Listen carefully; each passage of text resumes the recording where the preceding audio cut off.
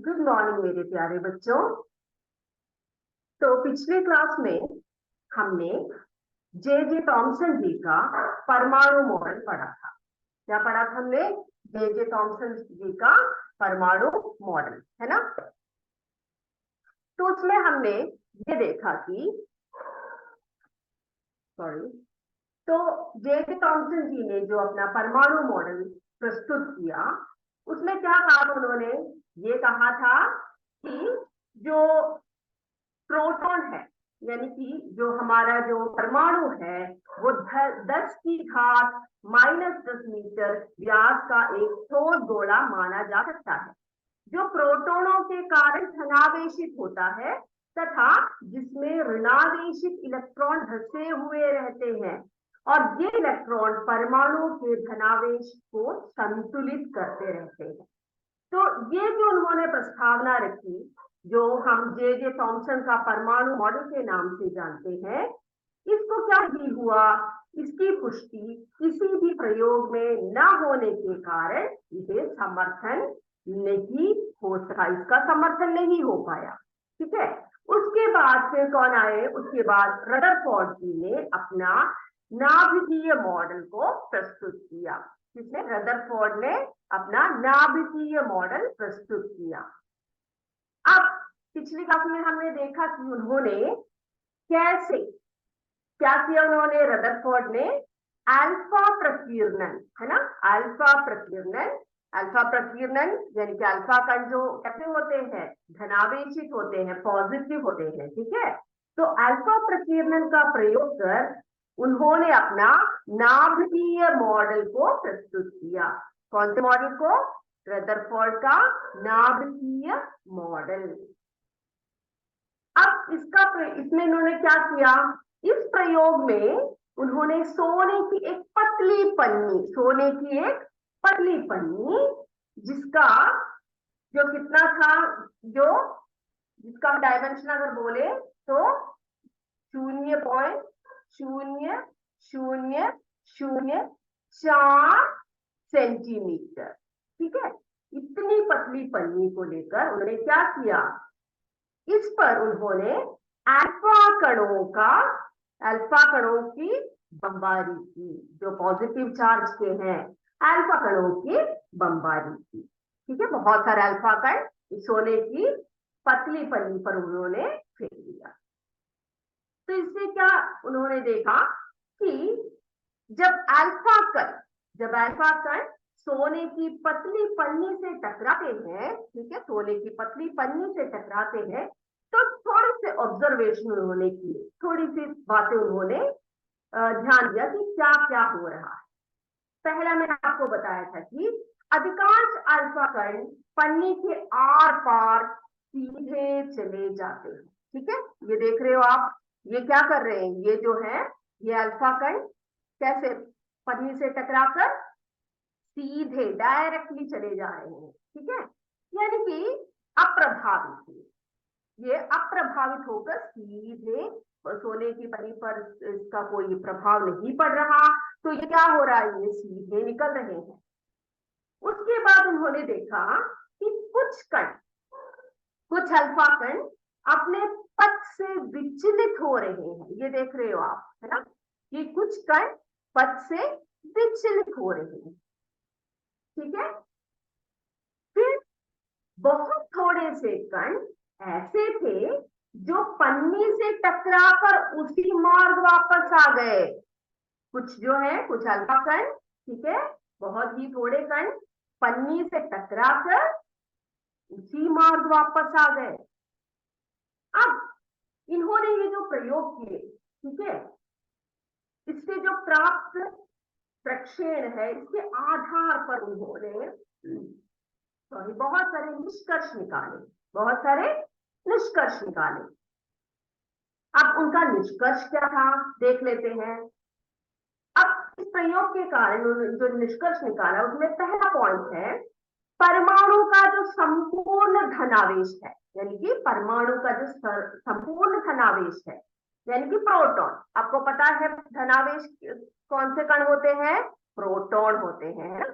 तो जो संपूर्ण धनावेश है, वो केंद्र में उपस्थित होता है। कहां पर? केंद्र में उपस्थित होता है, जिसे नाभिक कहते हैं। जिसे क्या कहते हैं? नाभिक या न्यूक्लियस कहते हैं। नाभिक या न्यूक्लियस कहते हैं। क्या कहते हैं? नाभिक। ठीक है, यानी कि जो संपूर्ण धनावेश प्रोटॉन केंद्र में स्थित होता है उसे नाभिक कहते हैं, या अंग्रेजी में न्यूक्लियस कहते हैं। इस नाभिक का जो आयतन है वो परमाणु के मुकाबले, यानी कि उसकी तुलना में बहुत ही कम होता है। यानी कि जो नाभिक है वो परमाणु की तुलना में उसका आयतन बहुत कम होता है।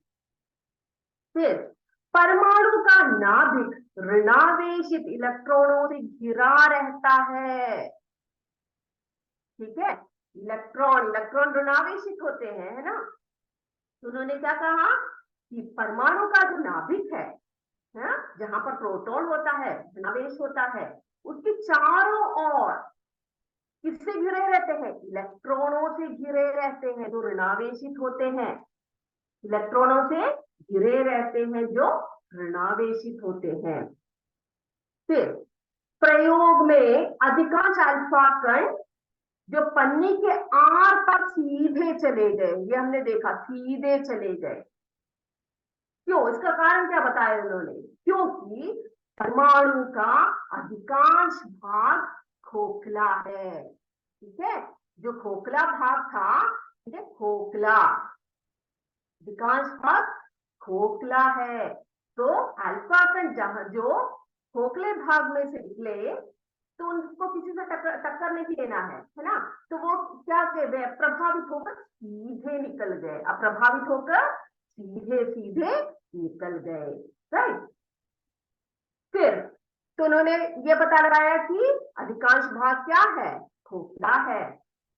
उसके बाद कुछ कण जो नाभिक के पास से गुजरे, ठीक है, जो नाभिक के पास से गुजरे, वे अपने पथ से विचलित हो गए। वे अपने पथ से विचलित हो गए। क्यों?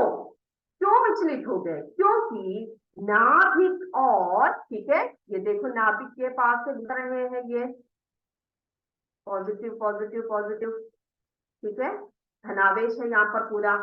तो जो नाभिक के पास से जो अल्फा कण गुजरे, ठीक है, वो विचलित हो गए, अपने पथ से विचलित हो गए। अब इसका कारण उन्होंने क्या बताया?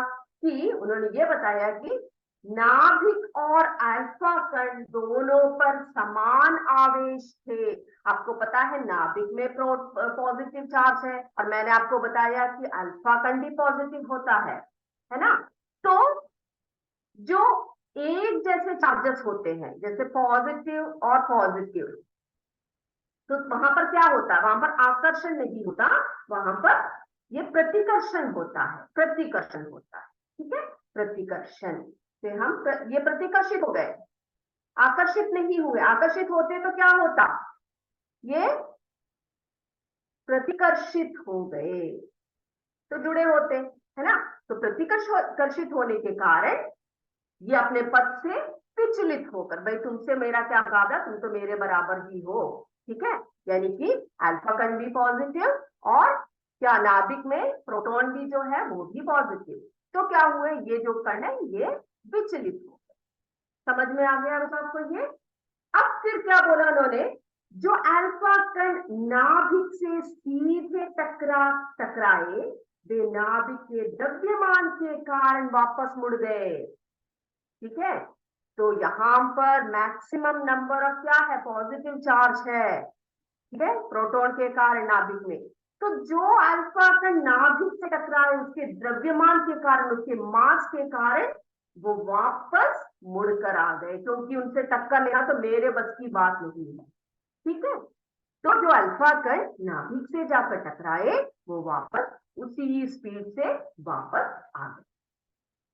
ठीक है, क्यों क्यों क्यों वापस आ गए? क्योंकि यहाँ पर द्रव्यमान, उसकी नाभिक के द्रव्यमान के कारण ये वापस मुड़ गए।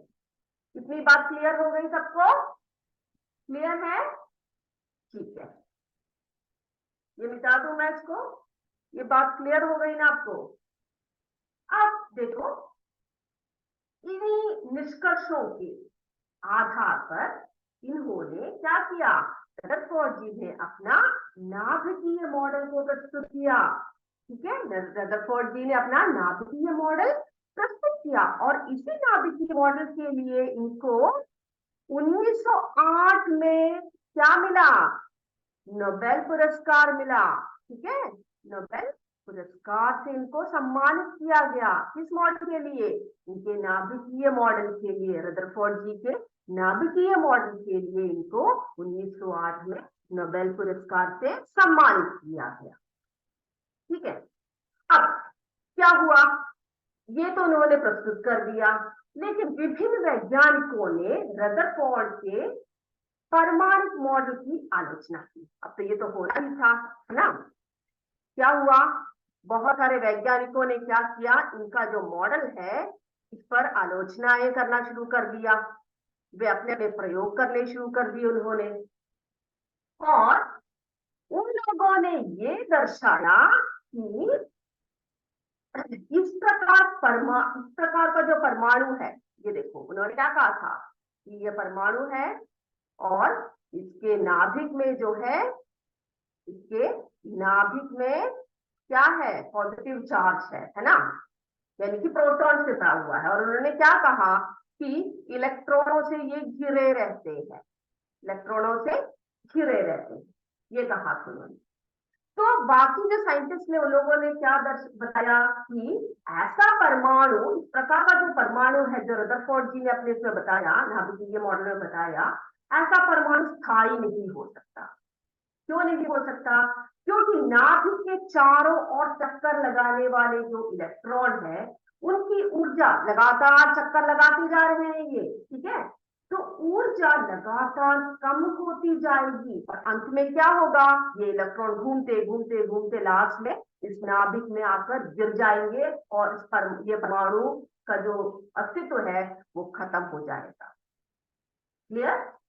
तो जो वैज्ञानिकों ने, अन्य वैज्ञानिकों ने जो आलोचनाएं की, उन्होंने ये दर्शाया कि इस प्रकार का परमाणु, जैसे कि इन्होंने बताया, नाभिकीय मॉडल बताया, इस प्रकार का जो परमाणु है वो स्थायी नहीं हो सकता, वो स्थायी नहीं हो सकता। क्यों नहीं स्थायी हो सकता, क्योंकि नाभिक के चारों ओर चक्कर लगाने वाले इलेक्ट्रॉनों लगातार चक्कर लगाते जाएंगे तो वो थक जाएंगे लास्ट में, है ना। फिर क्या होगा, इसमें आकर नाभिक में आकर गिर जाएंगे और ये परमाणु का अस्तित्व खत्म हो जाएगा। तो इनकी ऊर्जा जो है लगातार कम होती जाएगी और अंत में इलेक्ट्रॉन नाभिक में गिर जाएंगे। क्लियर। तो क्या हुआ, इसको भी वैज्ञानिकों ने क्या कर दिया, इसको भी इन्होंने क्या कर दिया, इन्होंने इसको भी रिजेक्ट कर दिया। ठीक है, क्योंकि वे बता ही नहीं पाए कि इलेक्ट्रॉन कैसे घूमते हैं। ठीक है, उन्होंने बस इतना कहा कि चारों ओर, नाभिक चारों ओर इलेक्ट्रॉन घूमते रहते हैं, बस इतना ही कहा। तो उनको प्रूफ नहीं कर पाए। जब प्रूफ नहीं कर पाते तो उसकी क्या हो जाती है, उस थियरी को हम रिजेक्ट कर देते हैं। बहुत सारी कमियां रह गई थी उनकी। ठीक है, उसके बाद अब रदरफोर्ड जी ने जो नाभिकीय मॉडल प्रस्तुत किया, उनके एक शिष्य थे, उनका नाम है नील्स बोर। ठीक है, उनके शिष्य का नाम नील्स बोर। अब नील्स बोर जी ने क्या किया, नील्स बोर जी ने अपने गुरुजी की जो कमियां रह गई थी, जिनके मॉडल में जो कमियां रह गई थी, उन्होंने उसको पूरा करने की कोशिश की, उसको ठीक करने की कोशिश किया। अब हम अगला पढ़ेंगे क्या, नील्स बोर का परमाणु मॉडल। ठीक है बच्चों, नील्स बोर का,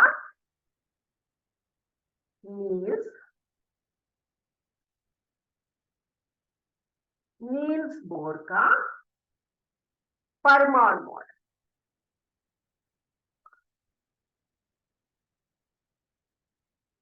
नील्स बोर का परमाणु मॉडल। अब ये मॉडल क्यों निकाला इन्होंने, जो इनके गुरुजी रदरफोर्ड जी ने जो मॉडल दिया था, उस मॉडल में जो कमियां रह गई थी उसको ठीक ठाक करने के लिए उन्होंने इस मॉडल को अपनाया। अब बोर ने क्या प्रस्तावित किया कि परमाणु का समस्त जो द्रव्यमान है तथा धन आवेश उसके नाभिक में उपस्थित होता है। जैसे रदरफोर्ड जी ने कहा, क्या कहा उन्होंने भी ये कहा कि जो परमाणु है, ठीक है, परमाणु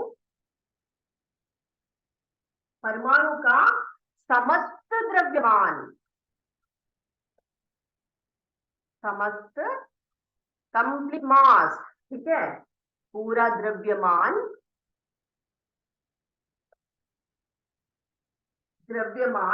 ठीक है, तथा धन आवेश वो कहाँ पर उपस्थित रहता है, ये इन्होंने प्रूव कर दिया, नाभिक में ही है भाई। जो मेरे गुरुजी ने कहा था वो बिल्कुल ठीक कहा था, नाभिक में उपस्थित होता है।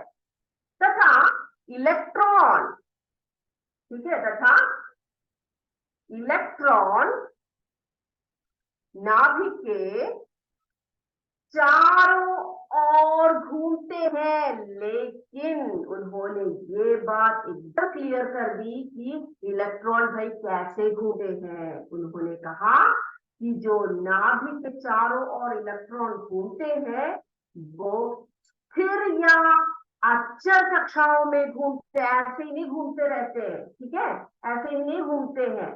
कैसे घूमते हैं वे? स्थिर, स्टेबल होकर, स्थिर और अचर कक्षाओं में घूमते हैं, स्थिर और अचर कक्षाओं में घूमते हैं, ठीक है। अब देखो भाई, आप स्कूल जाते हो, स्कूल जाते समय जैसे कि आप 8वीं कक्षा में पढ़ रहे हो, ऐसा करते हो कि एक पीरियड भी मैं 8वीं कक्षा में बैठूंगा, अगला पीरियड में जाकर 9वीं में बैठूंगा, फिर मैं 10वीं, मेरी मर्जी है। ऐसा आप नहीं कर सकते, है ना, ऐसा आप नहीं कर सकते। आप क्या कर सकते हो, आपकी एक क्लास दे रखी है, आपको एक कक्षा दे रखी है, आप उसी में बैठोगे पूरा दिन। पूरा दिन यानी कि आपको जब भी पढ़ाया जाएगा आप उसी कक्षा में बैठोगे। ये नहीं कि मेरा मन करे तो मैं 6वीं में चली जाऊं, 8वीं में, 7वीं में ऐसे नहीं। नो, ऐसा आप नहीं कर सकते। तो ऐसे ही जो हमारे रदरफोर्ड जी ने कहा था कि जो इलेक्ट्रॉन है वो ऐसे घूमते रहते हैं, कहाँ घूमते रहते हैं, नाभिक के चारों ओर टक्कर लगाते रहते हैं। अब इन्होंने क्या किया, नील्स बोर जी ने क्या किया, नील्स बोर ने ये प्रूव कर दिया कि ये तो भाई आपने सही कहा कि परमाणु जो है, परमाणु में जो है समस्त द्रव्यमान और जो पॉजिटिव यानी कि जो प्रोटॉन होते हैं वो उसके नाभिक में ही है, सही है, ठीक है। लेकिन इलेक्ट्रॉन कैसे घूमते हैं, इलेक्ट्रॉन स्थिर और अचर कक्षाओं में घूमते हैं, ठीक है, स्थिर और अचर कक्षाओं में घूमते हैं। देखो तो उन्होंने क्या किया, फिर उन्होंने कहा कि प्रत्येक कक्षा में किसी निश्चित संख्या तक इलेक्ट्रॉन हो सकते हैं, ठीक। तो ये देखो, ये उन्होंने कहा कि नाभिक में तो द्रव्यमान है, पॉजिटिव चार्ज है, सही है। लेकिन जो इलेक्ट्रॉन जो घूमते हैं इसके चारों ओर, वो कैसे घूमते हैं, स्थिर और अचर कक्षाओं में घूमते हैं, स्थिर और अचर कक्षाओं में घूमते। ये इधर उधर नहीं भाग सकते, तुम अपने कक्षा में ही बैठोगे, ठीक है। तो क्या कहा उन्होंने कि स्थिर और अचर कक्षाओं में इलेक्ट्रॉन घूमते हैं, ठीक। फिर तो उन्होंने क्या किया, उन्होंने परमाणु का बोर मॉडल प्रस्तुत किया, ठीक है, इनका बोर मॉडल प्रस्तुत किया। और उन्होंने कहा कि प्रत्येक कक्षा में किसी निश्चित संख्या तक इलेक्ट्रॉन हो सकते हैं। ये आपको कक्षाएं दिख रही है इसकी, ठीक है, गोल गोल। इन कक्षाओं में क्या है, ये नहीं पूरे भर दिए इलेक्ट्रॉनों से, नहीं, ऐसा नहीं है। प्रत्येक कक्षा में किसी निश्चित संख्या तक इलेक्ट्रॉन हो सकते हैं, यानी कि पूरे क्लास में पूरे बच्चों को भर दिया, ऐसे नहीं। हाँ, एक कक्षा में एक लिमिटेड नंबर, ठीक है, लिमिटेड नंबर के ही बच्चे होंगे। तो वही उन्होंने कहा। तो उन्होंने क्या क्या कहा, उन्होंने कहा नील्स बोर की जो परमाणु मॉडल है उसमें उन्होंने क्या बातें कही, उन्होंने ये कहा कि परमाणु का समस्त द्रव्यमान और जो उसका धन आवेश है वो नाभिक में उपस्थित होता है। सही। ठीक। फिर कहा कि इलेक्ट्रॉन नाभिक के चारों ओर स्थिर और अचल कक्षाओं में घूमते हैं। देन फिर कहा कि निश्चित संख्या, यानी कि एक कक्षा में, प्रत्येक कक्षा में क्या हो सकता है, क्या है, क्या बोला उन्होंने, प्रत्येक कक्षा में निश्चित संख्या, निश्चित संख्या, निश्चित संख्या के ही इलेक्ट्रॉन हो। जैसे कि पहला आपका जो ऑर्बिट है, जो हम अंग्रेजी में ऑर्बिट भी कहते हैं, ठीक है, कक्षाओं को ऑर्बिट कहते हैं। तो जो पहला कक्षा होगा उसमें मैक्सिमम कितने इलेक्ट्रॉन होंगे, 2 होंगे। दूसरी कक्षा में मैक्सिमम कितना होगा, 8 होगा। ठीक है, निश्चित संख्या यानी कि पहली कक्षा में 2, दूसरी कक्षा में 8, तीसरी कक्षा में 18, इससे ज्यादा नहीं हो सकते ऐसे। ठीक है, बात समझ में आई। तो निश्चित संख्या के इलेक्ट्रॉन होंगे और वो स्थिर और अचल कक्षाओं में घूमेंगे। क्लियर, ये बात क्लियर हो गई सबको। ठीक है, आगे बढ़े। तो जो कमियां रह गई थी रदरफोर्ड के मॉडल में, उन्होंने, किसने, नील्स बोर में, उन्होंने क्या किया, अपना परमाणु मॉडल को प्रस्तुत करके उन कमियों को दूर कर दिया, उन कमियों को दूर कर दिया। ठीक है, तो शैल आई रब, मिटा दो। नहीं, आपको पता है कि पहले बहुत समय तक वैज्ञानिकों को यही ज्ञात था कि भाई इलेक्ट्रॉन और प्रोटॉन यही 2 प्रकार के क्या है, कण है। ठीक है, यही 2 प्रकार के कण पाए जाते हैं, किसमें, परमाणु में, बहुत समय तक, अनेक वर्षों तक इनका ही ज्ञात था। किनका ज्ञात था, इलेक्ट्रॉन और प्रोटॉन। उसके बाद जेम्स चैडविक, ठीक है, उसके बाद जेम्स चैडविक जो एक दूसरे साइंटिस्ट थे, उन्होंने क्या कहा, उन्होंने कहा नहीं भाई, तुम बस 2 प्रोटॉन को, एक प्रोटॉन और एक इलेक्ट्रॉन को लेकर बैठे हो, ऐसा नहीं है, एक और कण उसमें मौजूद है। ठीक है, एक और कण उसमें मौजूद है। ये है जेम्स चैडविक। ओके, तो जेम्स चैडविक ने 1932 में उन्होंने एक नए कण की खोज की जिसका द्रव्यमान प्रोटॉन के द्रव्यमान के लगभग बराबर है। ठीक है, यानी कि जिसका द्रव्यमान, ठीक है, किसके बराबर है, लगभग किसके बराबर है, एक और कण जिसका नाम न्यूट्रॉन है, न्यूट्रॉन है, ठीक है, उसके बराबर।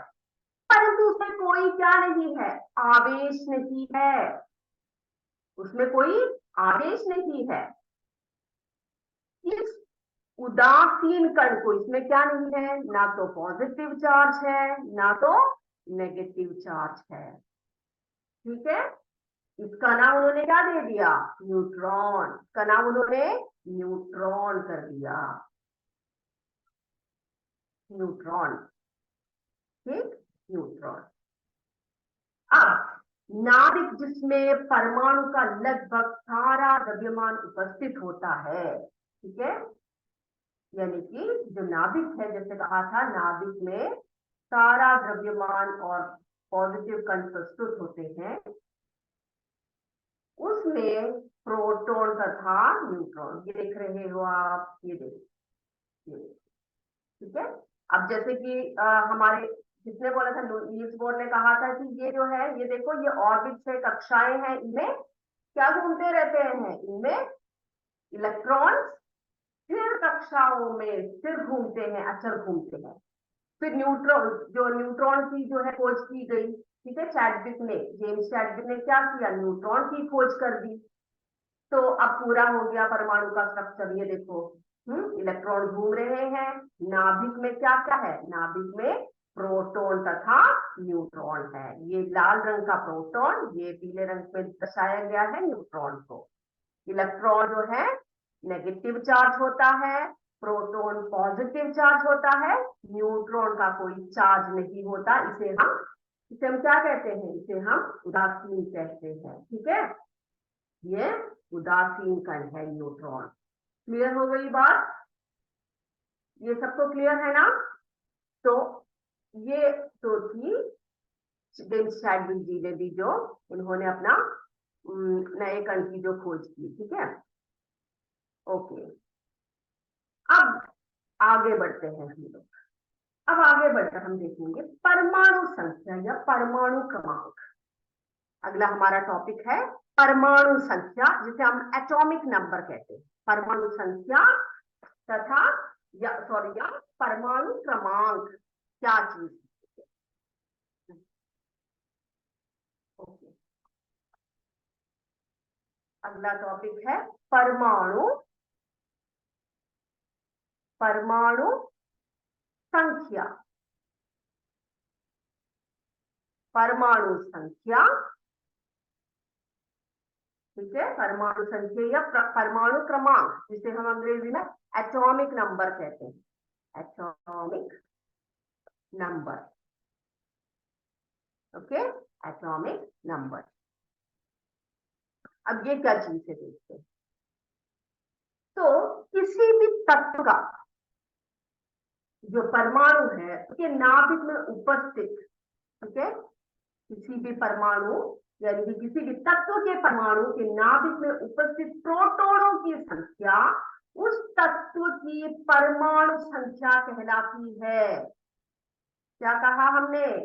कि किसी भी तत्व के परमाणु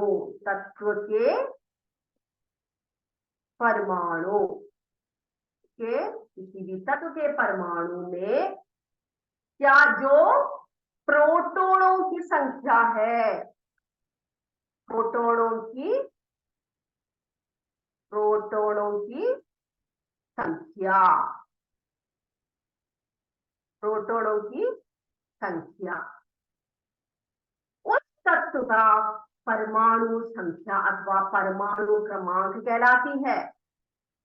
किसी भी तत्व के परमाणु के नाभिक में उपस्थित प्रोटॉनों की संख्या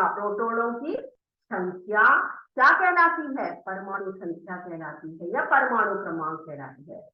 अब इसे हम कैसे प्रदर्शित कर सकते हैं? प्रोटॉनों की संख्या यानी कि परमाणु संख्या को हम, ये देखो, ये अल्फाबेट है Z, ठीक है, Z से प्रदर्शित करते हैं।